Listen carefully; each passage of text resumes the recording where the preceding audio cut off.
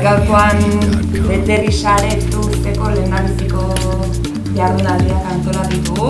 Lehenengo beterri saretuz jardunaldi hauen asmo izango litzake partaidetza eredu berri nola txertatu daitezken enpresa lantokietan ikustea. Eskerrik asko gaur hemen zaudeten enpresa, lanbide heziketei, teknikariei eta ikusleei guztiei. Beharrezkoak zaudete gure lurraldearen eraldaketa prozesu honetan.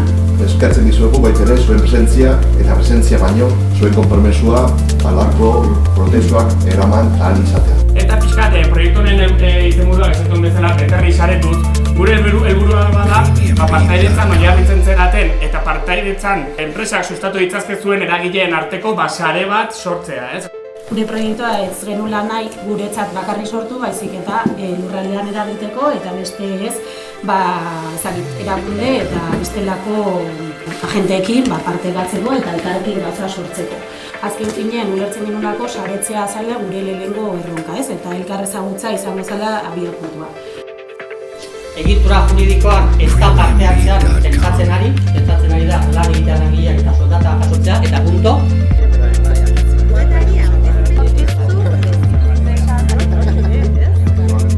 Kompetentziak doble erukoitza ordenduko dut. Hori izan euskatzen bat baina behituko behin joke, enpresa txiki batia edo... Hori, kontraizio... Si no ves algo aquello que se está creando, oye, está creando. Me refería a ver si esas herramientas podría extrapolar... Guztiok ez dugula berdin parte hartu behar, badugu nahi behintzat.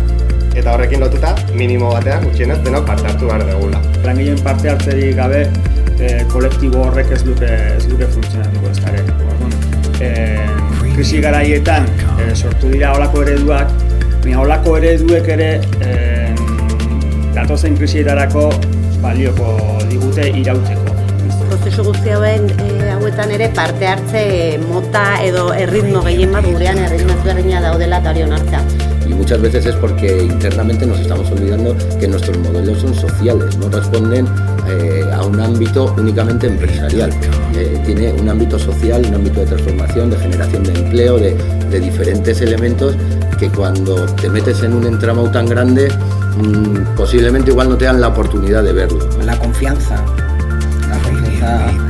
es clave, la confianza se consigue con coherencia, transparencia y cercanía